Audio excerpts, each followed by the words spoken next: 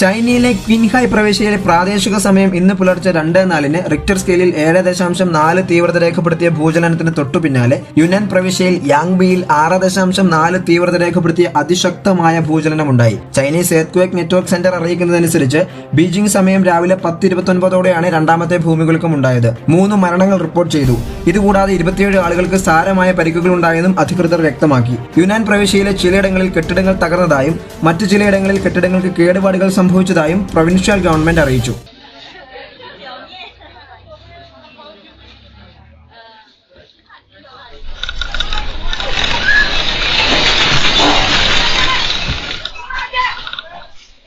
കൂടുതൽ വാർത്തകൾക്കായി വാർത്താ മലയാളം ചാനൽ സബ്സ്ക്രൈബ് ചെയ്ത് തൊട്ടടുത്ത് കാണുന്ന ബെല്ലൈക്കൺ ക്ലിക്ക് ചെയ്യുക.